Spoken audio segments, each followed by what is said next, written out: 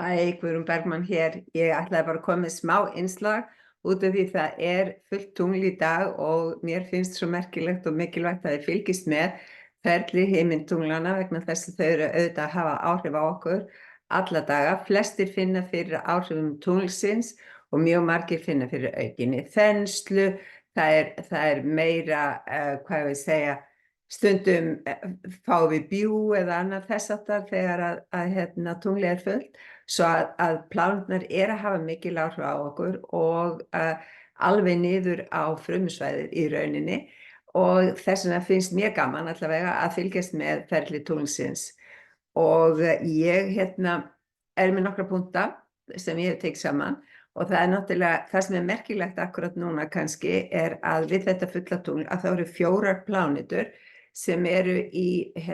samstöðu. Það er Sedna sem er nýfarin inn í tvíburan, það er Venus, það er Júpíter og það er Úranus. Og þessar plánetur eru náttúrulega að ýta eins og Júpíter og Úranus, nýjar hugmyndir, Júpíter að þenja allt út og Sedna í raun að klippa á og fá okkur til að hætta að hanga í því gamla vegna þess að við erum andlegar verur sem erum að taka svo miklum umbreytingum og Sedna er náttúrulega stór fulltrúin fyrir vitundavakninguna miklu. Þannig að þetta er svona merkilegt út af því að Venus náttúrulega vináttu og ástarsambönd og við erum og kannski mest að vinna í sambandi við okkur sjálf, þannig við skiljum hversu merkileg og mikil við erum og hvað mikilvægt það við lærum að elska okkur sem. Það er bara undirstaðan í þessu öllu. Og þið getið skoða til dæmis hvar þessar plánetur lenda í kortunum ykkar vegna þess að Júpíter, Úranus og Venus eru aftast í nautinu á gráðunum frá 23 til 28 og þið getið skoðað ef að þessar plánetur eru að lenda þar í kortunum ykkar og ef að þær eru að lenda í 5. eða 7. húsi þá geta þær haft áhrif á ný samskipti, ný vináttu ástarsambönd og nýjar bara tengingar hjá ykkur. Varðandi Mars og norðurnóðan eru í samstöðu núna, voru í samstöðu þann 19. og það tengist auðvitað meiri stríðsrekstri sem er út af fyrir sig merkilegt vegna þess að við erum alltaf að tala frið en það er ekki friður í heiminum sem stendur og við skulum biðja fyrir honum en við vitum ekki hvernig hann verður, það er bara þannig. En sól og Sedna í tvíburunum voru í samstöðu núna 20. og verða aftur í nákvæmri samstöðu 20. og 25. maí og þessar plánetur eru í rauninni að sýna okkur, fyrir 27. maí, en þessar plánetur eða samstæða að sýna okkur þau áhrif sem Sedna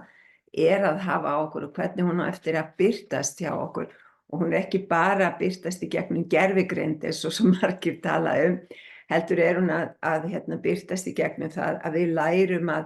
vera meira í okkar eigin sjálfi og okkar eigin styrk og við umbreytumst í raun og það er svo margir sem ég verið að tala við upp á síðkasti sem að tala að þeir finni fyrir svona kröfum innri breytingu sem þeir eru að vinna í að sjá hvað á ég að gera og hvert á ég að fara og Sedna táknræn fyrir í rauninni tilgang sálarinnar, svo við þurfum að spyrja okkur að því hver tilgangur sálar minnar, af hverju kom ég hingað til jarðar og hverja ætla ég að vera að gera hérna. Nú, Júpíter stjórnar bámanninum og þar sem að tunglið í bámanni að þá megum við búast við því að það verði mikið réttlætismál sem koma upp út af því að bámaðurinn hann náttúrulega allur fyrir réttlætið og sannleikann og vil draga hann fram svo við megum alveg gera ráð fyrir að það hafi áhrif hjá okkur og alls konar mál sem tengjast lögum og lagalegum þáttum geta komið upp á yfirborðið, það svona einn partur í þessu.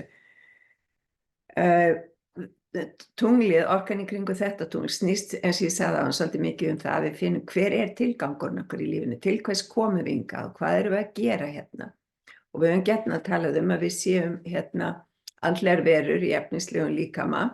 hér á jörðinni og kannski erum við andlegar verur að fara í gegnum andlega uppfærslu eða reynslu hér á jörðinni í þetta sinn, svo en í efnisheiminum. Svo við komum hingað til þess að læra eitthvað, hvað sem það var, og við þurfum að gera okkur grein fyrir erfiðleikar í lífi okkar, sýna okkur gjarnan hvað það sem við komum til með að gera hérna. Komum við til með að læra að fyrirgefa eða komum við hingað til þess að fyrirgefningin bara svo rosalega stór. Læra að elska okkur sjálf meira, fyrirgefa okkur sjálfum, ekki endilega alltaf fyrirgefa einhverjum öðrum og halda áfram að vera kærleiksrík. Stóra máli, kærleikurinn alls skiptir máli, það bara þannig. Nú, Bowman, hann líka tengdur léttleika og hann hress og ævintýragjarn og hann elskar að vera í náttúrunni, og þetta náttúrulega tíminn núna þar sem við ættum auðvitað að vera úti eins mikið við mögulega getum, vegna þess að vorið dásamlegur tími og vorið svo stutt hjá okkur. Það eiginlega bara eitt augnablik og þess svo mikilvægt að nýta, því fyrir var komið sumar og fyrir var komið ágúst og það fara að líða hausti, þannig við þurfum að njóta þess að vera úti, og Bowmaðurinn elskar útiveru og svo gönguferðir og annað þess þar mjög mikilvægt akkurat núna. Það líka að vera í tengslu við náttúrunni, svo garðyrkja og gróðursetning og annað þess að þetta ofboðslega gefandi. Nú, þessi staða Júpíters, það sem hann svona aftast í nautinu, það getur verið táknrænt fyrir einhverja velgengni eða hagsæld sem að koma inn í líf okkar, og svo kannski dýpri skilning og kærleik til jarðarinnar, því að hún náttúrulega heimili okkar í jörðin. Og Setna bara samstæða Júpíters og Setna að benda okkur á að hversu mikilvægur þessi æðri tilgangur og innri vinna í svona andleg vinna fyrir okkur, þannig að skoðið endilega hvar þetta lendir í kortunum ykkar. Neptúnus, hann svo í 60 gráðu afstöðu við Júpíter og Venus og í rauninni við Setna líka, og það myndast í kortinu svona það sem kallað fingur Guðs, sem í raun bara ýta okkur áfram inn á andlegu brautina og svona dýpri ást og kærleik til okkar sjálfra, að því við erum í efninu og til jarðarinnar. Og ég ekki með kort sem ég setja hérna upp á skjáin vegna þess að mér finnst alltaf kortin á skjáinu sjást svo illa, svo ég með tilvísun í grein inn á vefsíðunni minni þess að þið getið séð kortið og kíkt á það, og þá gerið ykkur grein fyrir betur hvar allar afstöður og hvernig við ættum að vera að vinna með þær. Nú, dvergplánetan Haumea, hún fremst í sportdrekanum, hún á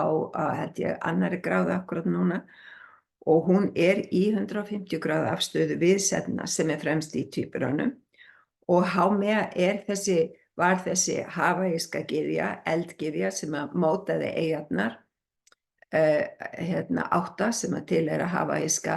eyjaklasanum, og talaður að einu af þessum eyjum sé síðasti hlutin af Lemúríu sem ofan jarðar, og ég giska á að það sé eyjan sem að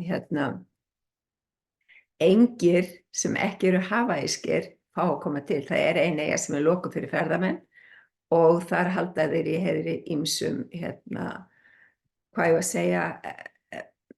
ekki reglum beint, en svona lifnaðarhætti sem að tengist þessum kærleika og því sem að ríkti í Lemúríu. Svo það í rauninni það sem við eigum að fara að læra, en dvergplánetan mjög mikið tákn það sem við kallum nýja jörð, því að hún frjósemisgyðja og hún bjó yfir þeim hæfileikum, hún átti töfrastaf svo hún gat breytt auðri jörð í frjóa akra, og hún gat framkalla fæðu af landi og sjó með töfrastafnum, Svo það þessi endurnýjandi orka sem að koma sem að við þurfum að læra að vinna með og styðja við. Og við erum í þessum kvantum heimi, þá erum við í þeirri súpu, ef hægt að segja sér svo, að við erum að taka skref inn í framtíðina, ekki í smáskrefum, heldur í stökkum. Og það má segja að það sé svona kúvending sem að verða hjá okkur og það þessi myndbreyting sem fylgir seinna, meðal annars að þegar hún sökk til botns í sjónum og breyttist í gyðju hafsins, að þá breyttist líka fingur hennar sem hefðu verið hognir af í selategundir og hvalategundir og fleiri sjávardýr. Svo ég ekki að segja að það sé að gerast við fingurna okkar, en við erum að breytast svona. Það verður umbreyting hjá okkur.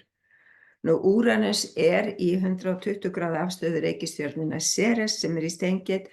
en Ceres hún í mýtunni tengd korni og kornrækt og uppskeru, þannig hún tengist matnum okkar og við gerum okkur grein fyrir því, þó að við sjáum ekki mikið af því í fjölmiðlum, að það ennþá alls konar mótmæli hjá bændum víða í Evrópu sem hafa verið duglegir að fara á vinnuvélunum sínum, traktorunum og öðru út á þjóðvegi landsins í Þýskalandi, Belgíu, Hollandi, Frakklandi og Ítalíu, allar sem ég man eftir og eitthvað í Austur-Evrópu líka og í Bretlandi og þeir eru að mótmæla þeim ágangi sem á jarðnæði þeirra og upptökuna og alls konar reglum sem Evrópusambandið að setja á sérstaklega í Evrópu og við þurfum alltaf að gera okkur grein fyrir því að ef það engin bændur, ef það engin jörð til að rækta matvæli á, að þá erum við ekki að fá neitt mat, þannig að fæðan ofboðslega mikilvæg og við þurfum að styðja við þessi mótmæli hjá bændunum. Nú, Eris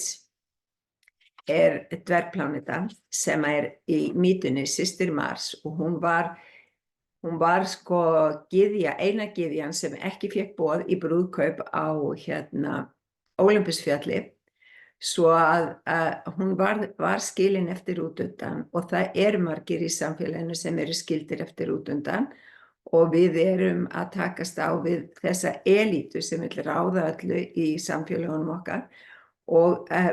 þá vantar ofta réttlæti í öðrum hópum samfélagsins svo að Eris heldur áfram þessari frelsisbaráttu sem hún búin að vera mjög dugleg í með mótmælum út allan heim undanfarin ár og hún í hrút og hrúturinn óþolinmóður, hann hvatvís, hann frumkvöðull, hann fer á undan og hinir fylgja á eftir og það í rauninni það sem að Eris táknað fyrir. Hún vill réttlæti, hún vill að hlusta sig á alla í samfélaginu, alveg sama hvar þeir eru í samfélaginu og þess vegna berst hún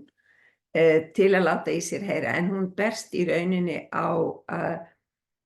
friðsamlegan hátt, á mótmæli sem ekki með neinum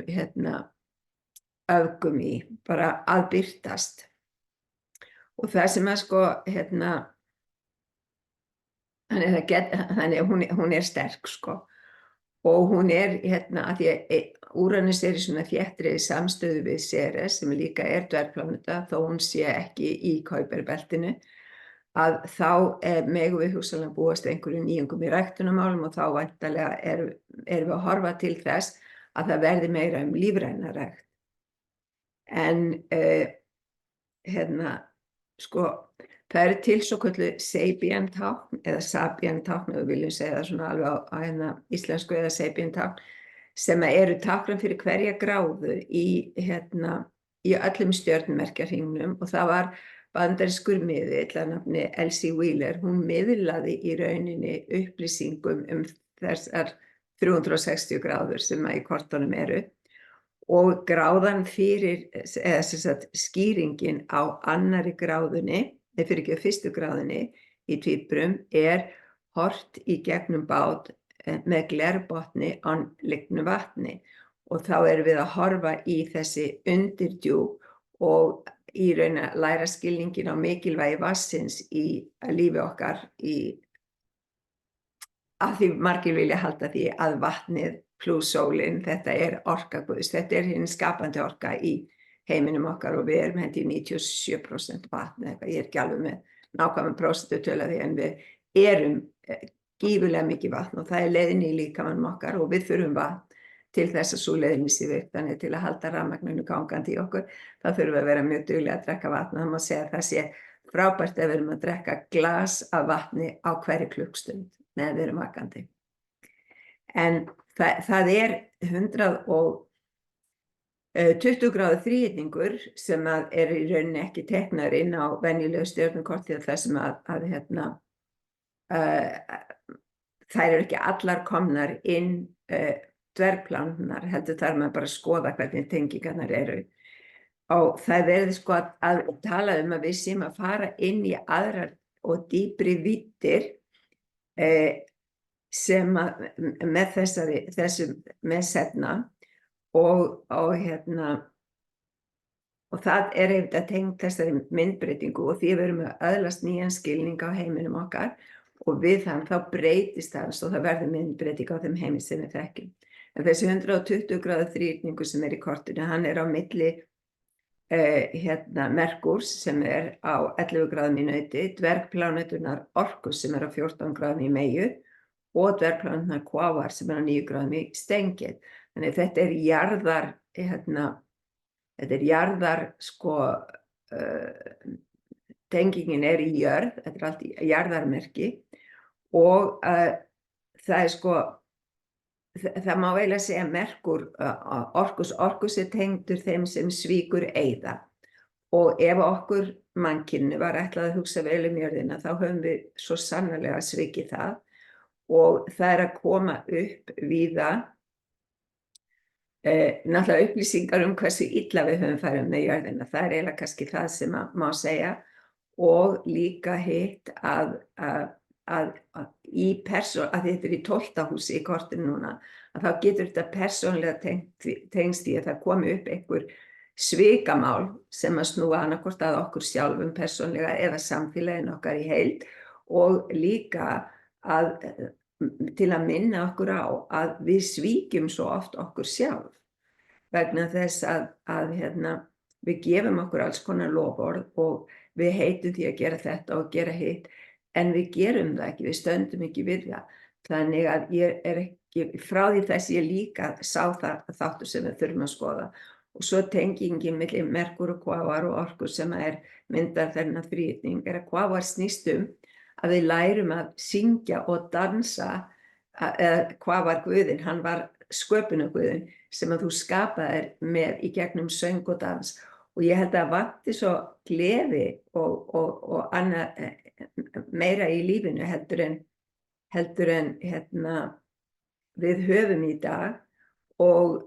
ég man eftir því að þegar ég var krakki þá voru aldrei krakki og unglingur, þá voru aldrei fjölskylduboð í minni fjölskyldu, móðurfjölskyldu